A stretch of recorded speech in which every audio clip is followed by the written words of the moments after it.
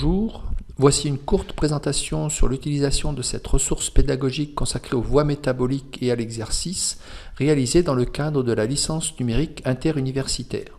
Cette application est disponible sur le site de l'Université numérique en sciences du sport à l'adresse suivante www.uness.fr, rubrique Ressources pédagogiques en sciences du sport. Vous entrez dans cette application en cliquant sur ce bouton qui vous permet d'arriver sur le menu général, vous représentant sur un seul schéma l'ensemble des filières énergétiques. En cliquant ici sur cette roue dentée, vous accédez à un menu qui vous permet de régler à votre convenance la vitesse de lecture de cette application. Vous avez ici à droite un menu de commande vous permettant d'accéder à différentes visualisations de ces filières énergétiques. En cliquant sur FE, vous avez les filières énergétiques avec la possibilité ici en dessous de faire varier l'intensité d'effort représentée ici en pourcentage de la VO2 max. Le bouton PY vous permet d'accéder à un menu présentant le devenir du pyruvate à partir de l'utilisation du glucose et le bouton AC vous permet de voir l'origine des différents acétyl-CoA produits dans ces différentes filières énergétiques.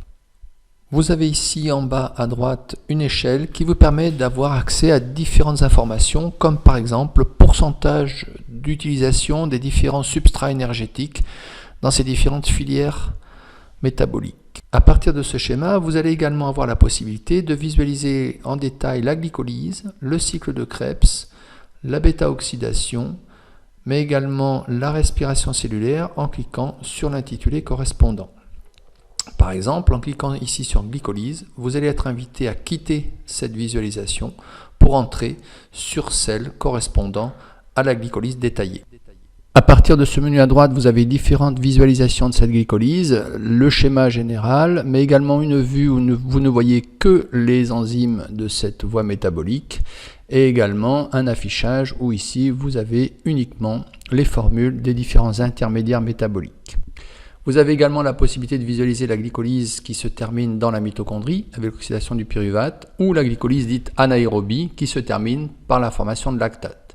En utilisant ce menu ici à gauche, vous pouvez passer de la vue globale à la situation correspondant à une forte demande en ATP comme par exemple lors d'un exercice avec la possibilité de visualiser sur la voie métabolique l'action de certains éléments régulateurs. De même, vous pouvez voir ce qui se passe au repos. En bas à droite, vous avez un petit tableau qui vous permet d'avoir le bilan des molécules produites et utilisées. Et enfin ici, vous pouvez passer à une vue plus détaillée, vous permettant de suivre le devenir d'une molécule tout au long de son cheminement sur cette voie métabolique. Avec ce petit schéma général, vous pouvez revenir à une autre vue où vous serez invité à quitter cette glycolyse pour passer par exemple à la bêta-oxydation que voici.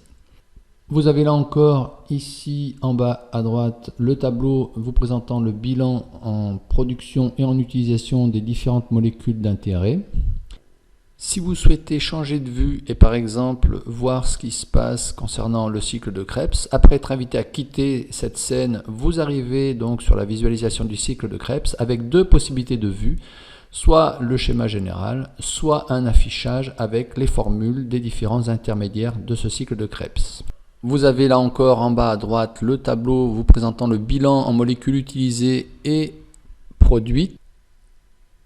À partir de cette vue, vous pouvez aussi passer à d'autres scènes, comme par exemple la respiration cellulaire.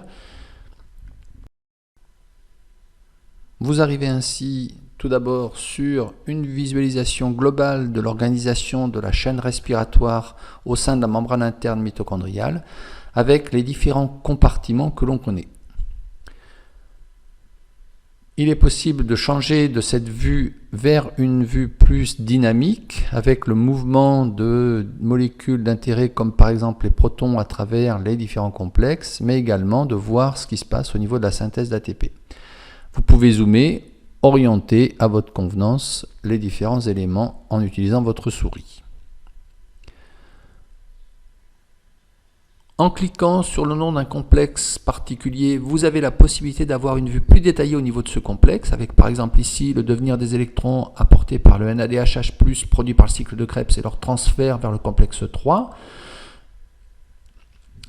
La même chose est possible au niveau du complexe 2 avec le devenir des électrons apportés par le FADH2 produit par le cycle de Krebs et leur transfert là encore vers le complexe 3 grâce aux navettes membranaires que sont les coenzymes Q et ainsi de suite pour les différents complexes.